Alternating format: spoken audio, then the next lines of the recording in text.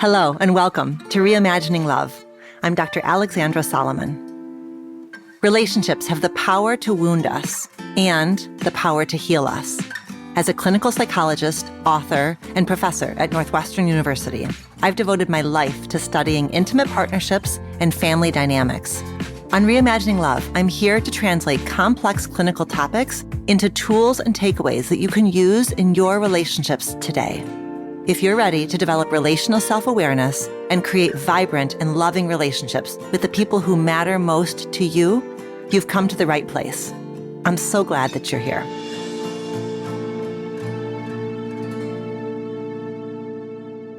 As we enter the holiday season, I imagine that you are looking forward to a season full of friends, family, and celebrations. But I also know this time of year can be full of stress with traveling and hunting for the perfect gift for your loved ones. And that's why I'm so excited to bring you a special offer that goes beyond the typical gift-giving frenzy. This year, give the gift of relational self-awareness. From now until December 20th, all of my online offerings are 20% off when you give them to a loved one. You can take this opportunity to share my hallmark course, Intimate Relationships 101, which focuses on building the strongest foundation for a thriving intimate relationship, relational self-awareness. This could be the perfect gift for the young adult in your life who's just beginning their journey with dating and partnership. This offer also includes 20% off my e-course, Can I Trust You Again? Rebuilding After Betrayal or Deceit. This e-course could serve as a gentle gift to a friend who's struggling in the aftermath of betrayal and deceit. Finally, the Reimagining Love workbook serves as a companion to this podcast. So this workbook would be a great gift for another Reimagining Love listener in your life.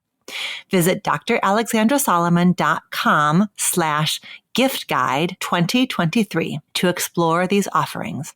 Alongside the sale, you'll also find suggestions for how to give these gifts in the most empathic and compassionate way. With your purchase of a course or the workbook, you'll receive a gift card to share with your loved one at the time that you choose. Visit dralexandrasolomon.com/giftguide2023. You can also find that link in the episode's show notes.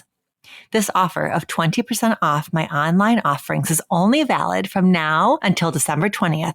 So I hope you take advantage of this unique chance to share the gift of relational self-awareness as you and your loved ones move into a new year. Happy learning and loving.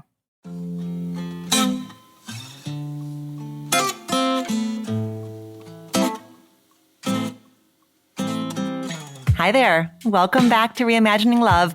We are diving into part 2 of my solo series that is all about health habits, specifically your feelings about your partner's less than ideal health habit.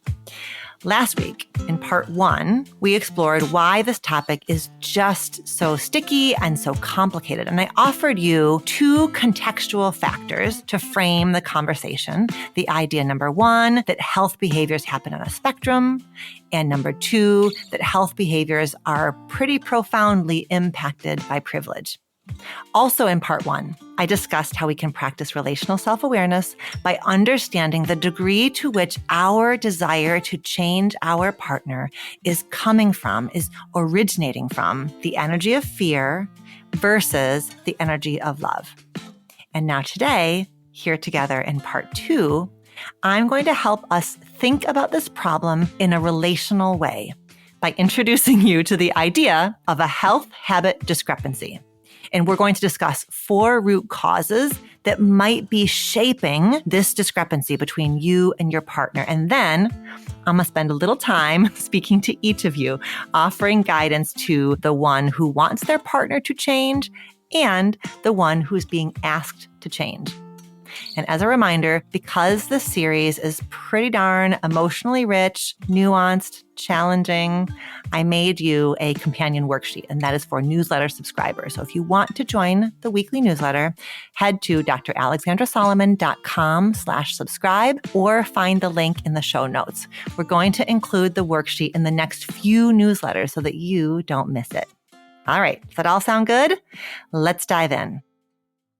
So when we explore one of these relational knots together, I really like to put a big, juicy relational frame around it because it's so easy for couples to get finger pointy, to get stuck in cycles of blame and shame, to try to figure out whose fault this is, who's in the right, who's in the wrong.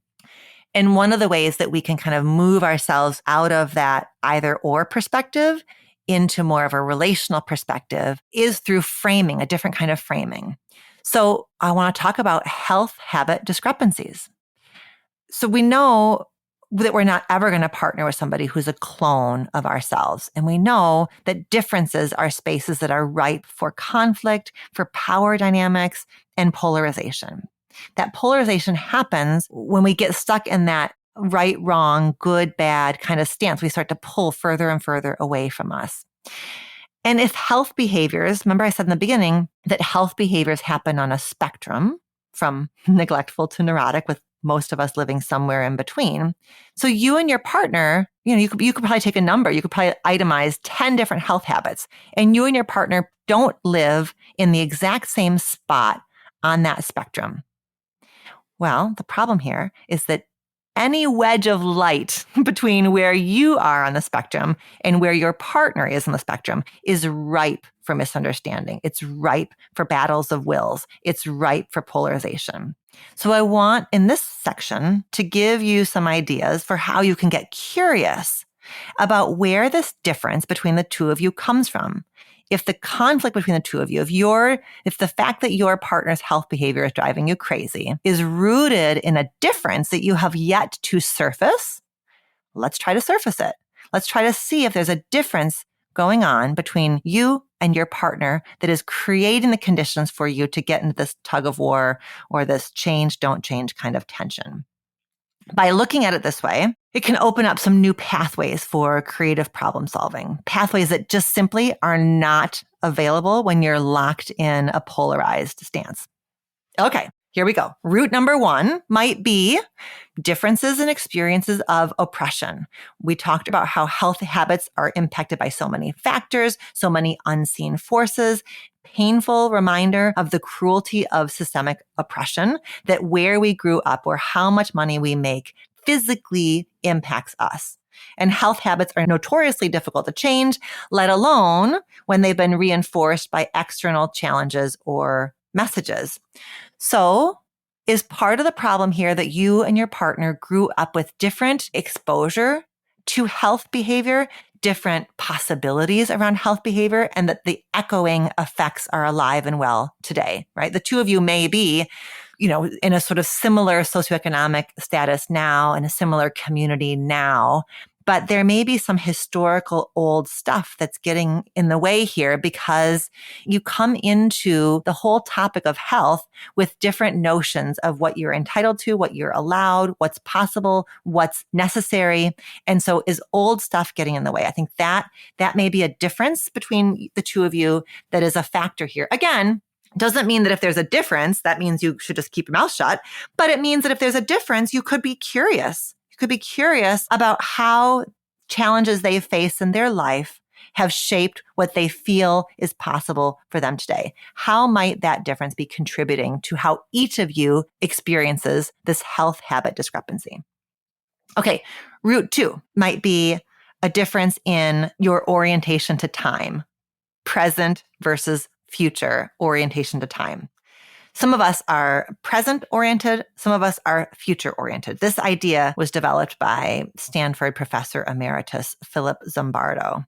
In 2008, he was interviewed for an article for the American Psychological Association. He said, quote, "Every decision that we make is governed by our internal time perspective. It's a sort of unconscious cognitive response style that's shaped by factors like our family, economics, geography, education, and culture," end quote. So to a present-oriented person, that trip to their favorite fast food restaurant is simply a joy or a time saver, so they can then focus on something that's more fun and rewarding to them than cooking. To their future-oriented partner, this unhealthy dinner choice sets off a bunch of alarm bells. if you eat fast food forever, you're going to become more and more unhealthy. You're going to get heart disease and I'll be left all by myself. Or why are they so lazy? Why can't they just prioritize cooking? You probably hear that present-oriented, future-oriented description I just gave, and you can feel yourself leaning one way or the other. If you're more present-oriented, you might be thinking that that worrisome future-oriented partner is being a little bit, ridiculous. And if you're a future-oriented person, you might be feeling a rise of frustration that the present-oriented person can't resist what they want right now for the sake of the long game. And the truth is that there are benefits and risks in both of these mindsets. Each and every one of us is constantly in a state of tension within ourselves around how we navigate short-term and long-term interests. You don't want to go to the gym, but you know it'll be good for your physical and mental health. You're saving up to buy a home, but you also want to try a great new restaurant that just opened up in your neighborhood, right? When do we hold off on the immediate for the benefit of the long run? When do we allow ourselves pleasure in the moment because the long run is uncertain or because we just deserve pleasure right here, right now? So couples can get split. So here again, it might be that you and your partner are actually not that different around present versus future time orientation, but you can start to feel polarized and it feels like one of you is the gas pedal and one of you is the brake. You sort of split the ambivalence. We call that in the field. One of you ends up kind of taking on all the let's have fun now, to hell with the consequences. And the other one takes on all the we have to always, always, always make good choices because, we've got to always be thinking about the long game. So I'm bringing that up because it may be that around this health habit issue, that difference between the two of you around present versus future is getting activated or getting brought into the foreground. All right. Root number 3 is a difference between the two of you around risk tolerance.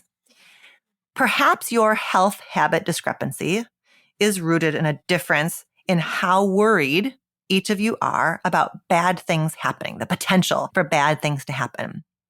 One partner may have experienced very few unexpected challenges in their life, and that partner may feel somewhat invincible.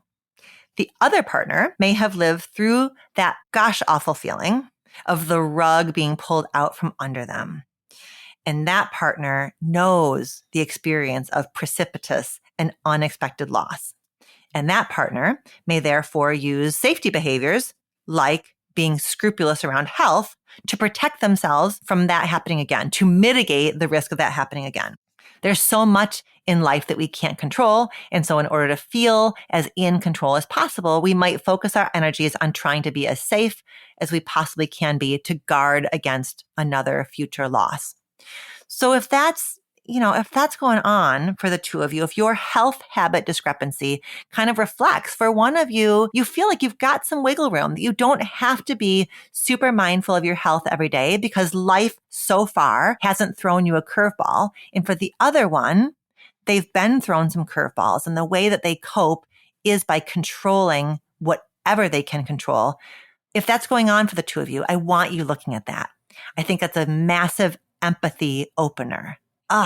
It moves you from, we're not talking about the tobacco anymore. We're now talking about previous experiences. That sense of, I haven't been crushed by the whims of fate yet. And your partner has. Your partner knows that place. The partner who worries knows that place of you can have everything taken away from you in the blink of an eye. That's a massive empathy opener that I want the two of you looking at. It's a radically different conversation than should, shouldn't. Everybody knows, blah, blah, blah. Okay, root 4. The two of you may have a difference around an individual versus a relational orientation. So maybe you guys struggle because one of you brings in a me orientation and the other one brings in a we orientation, kind of like an individualistic versus collectivistic. For one of you, it may be like, you know what? Everyone can do what they want to do, live and let live. And the other one takes more of a loving somebody means being responsible to them and being able to weigh in on their choices. If you're the one with more of the we orientation, exiting your lane to be concerned about your partner feels like a reflection of love. And your we orientation is lovely. In fact, the bulk of the research is on your side. When we become a we really do need to be mindful of how our choices impact each other. But I'm bringing this one up because it may just be that you are further along in taking that relational perspective than your partner is. And so what's getting activated here is lives and choices versus everybody gets to kind of do their own thing. So I want the two of you to be able to look at this together and talk about it in a way that conveys that there's a tension here, that both things are true. It's not an either or. Yes, in a partnership, people ought to be still allowed to make choices for their own selves, to have sovereignty over their own bodies. Absolutely. And at the very same time, there's a sense of interdependence. So that tension is real. And here again, the health habit discrepancy might be playing out because it's like you guys have split the ambivalence and one of you is acting like every man for themselves and the other one is acting like everything we do has to be in honor of and for the other. Okay, last root. You know me, we got to talk about gender.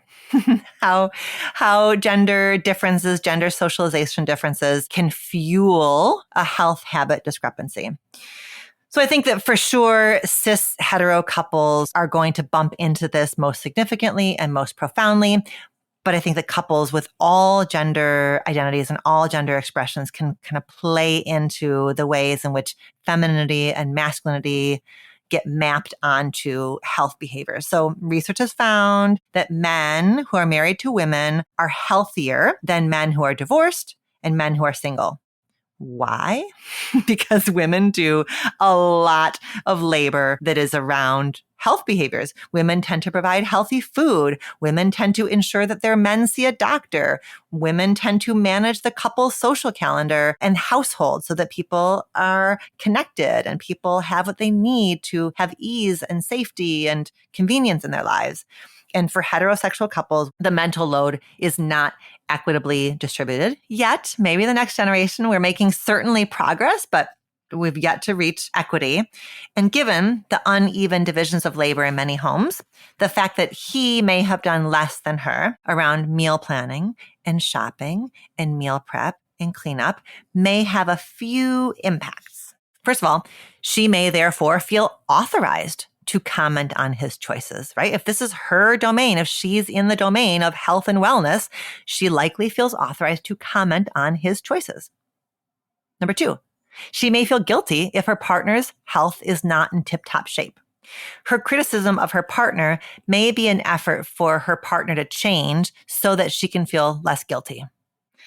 Is that a little bit codependent? Sure.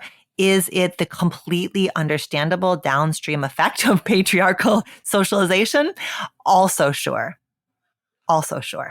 Okay. And then third, she may struggle to have time to care for her own health because she's busy caring for everyone else's health. So there's downstream effects of this inequitable division of labor that is so common. Here's another way, and this is a sneaky one, that gender dynamics can shape health behaviors. While we know that men struggle with body insecurities and low self-esteem, our society has placed an outsized emphasis on women's looks for generations. So things get really, really, really tender when there is a man who wants to critique his female partner's health habits, her exercise habits, her eating habits. This is really tender given the backdrop of patriarchal socialization that has taught women that their value rests in their body. And it hits different, as the kids say. It hits different when a man is struggling with his female partner's health behaviors than when a woman is struggling with her male partner's health behaviors. Criticism in general is a very quick route to eroded trust, safety, and connection. And a man who criticizes his female partner's body becomes another voice inside of her head. So even if in his mind he's conveying, I worry about your health, she's going to hear it as another voice in her head, adding to the choir in her head that has been teaching her since the time she was a little thing, that her worth is in her appearance, that her body is a forever fixer-upper project. And then finally, here around gender, is the fact that women tend to take their male partner's unhealthy habits personally because women have been taught to regulate their self-worth around their male partner's habits and attire and physical appearance. Women have been socialized to be the keeper of the home. And if he's in the home, then somehow she becomes the keeper of him. This is so problematic. I am not justifying it. I am just naming it. Because what happens is you end up kind of fostering like a mother-son dynamic. And that's just not great. When a partner's health or appearance becomes somebody else's responsibility, it creates this like emotional enmeshment. It's a recipe for resentment. But I just want to name that part of what might be fueling this whole dynamic is gender stuff. The path forward is that you recognize the sneaky effects of gender role socialization. You talk together. You sort of look together about how gender is shaping this. Socialization is not your fault, but recognizing it for what it is how you start to imagine possibilities beyond what each of you have internalized. That's how you carve your own path, a path that feels liberated, a path where you can appreciate yourselves and each other from a place of equal footing. Okay, we're in the home stretch, and I want to talk to you now about what to do. We're going to get strategic. I mean, everything I've said to this point is what to do, right? Everything I've said so far is designed to help you make shifts, to shift your definition of the problem, to shift your feelings about the problem. And I think everything we've talked about so far puts you in a very good position to approach your partner's unhealthy habit in a different way. One that's going to help you have a different conversation, one that's going to help you make different agreements. But I want to do what I have often done in our solo episodes, which is to talk to each of you, to talk to the one raising the concern and to talk to the one who's hearing the concern. So first, the one who's raising the concern. So the first part of the episode, I gave you lots and lots of avenues for self-inquiry. Make sure that you flip the script and use those avenues of inquiry, of relational self-awareness, to consider perhaps why your partner has this unhealthy habit in the first place, to consider what keeps your partner from thanking you for your concern and changing their behavior. Your partner's intent is not to make you feel ignored and disrespected, at least I hope not. Their unhealthy habit certainly feels personal to you. It feels like they're doing it to you, even as this habit has so much more to do with your partner's self-perception, your partner's emotional struggles, your partner's blind spots. So I want you to consider trying to understand their relationship to their habit, right? Try to really decenter your own reactivity and really look at, why is my partner struggling with this in this way? Doing that, kind of flipping the inquiry lens from yourself, which is what I've asked you to do so far, to wondering about them, can put a little bit of distance between you and your reactivity, and it can possibly open up some compassion for your partner and some patience with your partner. And when you are raising your concern, I want to offer you some reminders about how you bring up your concern, because the delivery matters. How you bring up your concerns matters. So here's what I want you to keep in mind. Number 1, start as you mean to go on. That's a old-time quote from an old-time British preacher named Charles Spurgeon. Start as you mean to go on. How you start the conversation matters. Research from the Gottmans has found that the first few minutes of a conversation sets the tone for the entire conversation. So have the conversation with your partner when you feel calm, not when you feel fired up because you discovered an empty bag of McDonald's in the garbage can. Number 2, go meta. I think every single time we do a solo episode, I put this one in here somewhere. Go meta. Rather than just starting in with your critique or your plea, are you available for a conversation? And if you're not available for a conversation now, when could we have a conversation? Number 3, lead with love. I love you. I love us. I don't want you to feel hurt by my feedback. I don't want you to feel like you need to defend yourself or explain your choices. I just want the two of us to look at the impact that each of our choices has on the other. And I want us to be able to talk together when we have concerns. Number 4, personalize your request. Connect your concern to your love of your partner, to your care for your partner. Resist the urge to point out external sources. Research has found or my doctor told me or everyone knows you shouldn't that approach, that kind of externalized, distant approach, I think what you're doing when you do that, I think you're reaching for an authority because you feel helpless and because you feel unheard. You feel ignored. So you're like, okay, if my partner won't listen to me, here's the research. Here's what my doctor said. Here's what common knowledge is. But it ends up backfiring and it ends up putting your partner on the defensive. So see what happens when you speak from your heart. I am worried. Goes back to the lead with love idea. I am worried. It would mean so much to me, right? Personalize your request. It would mean so much to me if you would consider. I feel so sad when, right? You're sort of reaching for your partner's heart. Number 5 is embrace something healthy together. See if you can shift the conversation from you to us. See how you can be helpful in supporting your partner making healthier choices. This is tricky because I don't want you to become their coach. I don't want you certainly to become the one who doles out rewards or doles out punishments. That's not great for a dynamic. But a 2019 study from Harvard Health Publishing cited research out of Australia that found that when couples are working on health goals together, they tend to do better. Working on goals together makes the goals easier to achieve, and it ends up having the side benefit of being really good for your relationship. It improves relationship satisfaction. The next idea I have for you, number 6, is to tie it to a value.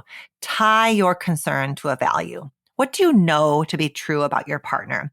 How is this unhealthy habit out of alignment with who you know your partner to be as a person? For example, your partner is a good listener, someone who really values making sure that people in their life feel heard. So icing you out on this topic doesn't fit with the way that you know your partner strives to be in the world. If you can connect their behavior to a value, your partner may feel less criticized and more called forward in a really hopeful way. And then 7, resist the urge to make an ultimatum. Unless, of course, you are Jack's girlfriend from X, because Jack's girlfriend's ultimatum was quite effective, as it turns out. Your ultimatum speaks to your desperation. I get that. But your ultimatum is likely going to increase polarization and distance between the two of you, making it that much harder to put yourselves in each other's shoes, which I really want you to be able to do. That's been a big theme of this episode, hasn't it? Putting yourself in each other's shoes. The last thing you want is your partner sneaking around and engaging in this behavior, hiding it from you. If you really feel like it's time to make an ultimatum, just make sure you do some soul searching to ensure that you're going to end up walking your talk, right? If you're going to do an ultimatum, are you prepared to back it up with action? So just be mindful of that before you do. Remember, your ultimatum probably speaks to your desperation. So how else could you say it? How would your partner maybe listen to this episode? Keep your powder dry, as they say. Hold off on the ultimatum until you really are sure that whatever that ultimatum is, you feel ready to enact it. Okay, now I'm going to speak to you, the partner hearing the concern. Not easy to feel like your partner wants you to change. Not easy to know that something that you are doing is driving your partner crazy. That does not feel great. So check in with yourself. When your partner raises their concern about your behavior, how do you feel? Do you feel loved? Do you feel controlled? Do you feel a little bit of both? This is a really important place for you to do some self-reflection. And I'm going to offer you 4 questions to guide your self-reflection. Question 1, what might make it difficult for you to hear in your partner's feedback their desire for you to be well, to be happy, to be healthy? Perhaps if you really were to let yourself feel how much they want you to be healthy, you would feel guilt or maybe even some shame that you're struggling to make healthy choices for yourself. So see if you can tend to that shame that says, I'm hurting someone I love. And see if you can open up a little bit of space, even just a little space for a little moment, to let in this actually pretty incredible feeling, which is, oh my gosh, I have created a life for myself in which I am so loved, so cared for, so cherished that there is somebody advocating for me like this. My partner is advocating for my health because they love me. See if you can breathe in just a little bit of that sense that you deserve this kind of care, this kind of concern, this quality of love. And maybe that's hard for you because maybe in the past, somebody feigned concern about you so that they could control you or hurt you. But maybe hold open the possibility that that is not, in fact, what is happening now. You have created a relationship where you get to be loved. Part of you fears that's what's happening, so you block your partner, but maybe, hopefully, your partner is coming to you with a desire for you to be well, and that stands on its own. Question 2. What might make it difficult for you to let in the awareness that your habit impacts your partner? It is not the case that you are responsible for your partner's feelings, but it is the case that being in a relationship means you are part of a system and you do have a responsibility to that system. When you were a single person, you could be sort of a siloed self. You were kind of a closed system. But one of the side effects of partnership is that your moves now affect somebody else. Remember that connection is not domination. Your partner does not control you, but caring for yourself is a way that you say to your partner, I get it. I get it. We're in this together. What I do affects you. What you do affects me. I get that. It may confuse me a little. It may overwhelm me a little. It may make me like kind of tense up a little bit, but I get that. That's true. That is a relationship. A relationship is a system. I'm part of a system. I get it. I'm trying. Okay. Number 3. What keeps you from hearing your partner's concern as a plea rather than a critique? Listen, your partner might be critical, especially if your partner is feeling reactive based on their own wounds, as we talked about earlier, especially if your partner feels like they've been screaming into the void and they haven't been heard by you. I get that. There may actually be criticism there. But, and, keep open the possibility that you might be having a hard time hearing the difference between your partner reaching for you and your partner demeaning you. That might be really hard for you to suss out the difference between a plea for connection and demeaning or criticism. The fact that your partner wants you to do something different might feel the same to you as your partner saying they don't accept you as you are. See if you can remind yourself that from where they stand, where your partner stands, this is a change that your partner wants in the service of your health, not something your partner wants in order to shame you or to control you.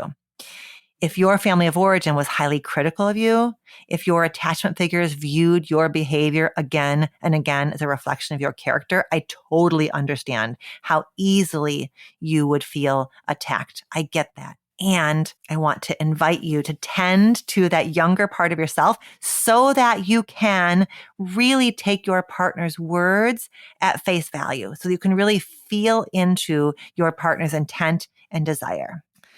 And finally, number 4, what from your past might prime you to turn your partner's concern into a battle of wills? This is a little bit of an extension of the last question. It might be the case that in your quiet moments, you actually can totally see where your partner is coming from. And actually, what your partner wants for you is what you want for yourself. You just have a really hard time saying it to them, letting them know, I get it. You're right. I heard you. Get curious about why that might be for you. What locks you up like that? Even as you can in your quiet moments completely understand what they want and you actually agree and you want it for yourself too. Are you perhaps somebody who's at risk of being obstinate for the sake of obstinance? This is very often tied to a family of origin wound. When you were young, you might have actually had to find ways to resist harsh, cruel, or unpredictable authority figures. And your resistance may have back then been actually a matter of self-definition, a matter of sovereignty, an attempt to stave off somebody who actually was trying to control you or squash your unique expression of self. But what if it's different today? I have a hunch it's different today. I have a hunch that what you and your partner have created is not what you knew back then. What if your partner sees you as you are, loves you deeply, and therefore wants you well. I think trust is a really powerful tool here. Do you trust your partner?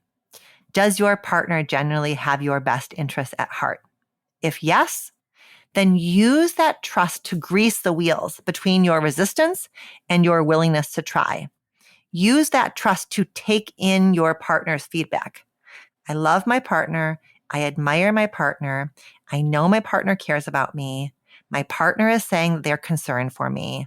I will therefore take steps to modify my behavior. Okay, we did it. I hope this episode has given you lots and lots of strategies and opportunities for reflection. I really think that it has. Reminder that if you are already a newsletter subscriber, you will get the companion worksheet in your inbox. If you want to join the newsletter, you can click the link in the show notes, or you can head to dralexandrasolomon.com/subscribe and join us in the newsletter. Reimagining Love is going to be off next week for the holiday. And no matter which holidays you celebrate, I wish for you and your loved ones that you have a season of health and ease and connection. I'll be back on January 2nd with you for a special New Year's episode. This episode's going to be a little bit different than what we usually do around here. I'll be sharing some thoughts about resolutions and then leading you through exercises that are designed to help you reflect on the past year and move into the new year with intentionality. I think you're really going to enjoy it. Until next time, happy holidays and be well. Do you have a relationship question that you want answered on the show? Visit reimagininglove.com to send a written or audio question. Questions can be about intimate partnerships, family relationships, friendships, you name it. If you're looking for more love and relationship content, you can find me on Instagram at dr.alexandra.solomon or visit my website, dralexandrasolomon.com, where you'll find my blog as well as the Intimate Relationships 101 e-course based off the popular class I teach at Northwestern University. Thank you for listening and see you next week here on Reimagining Love.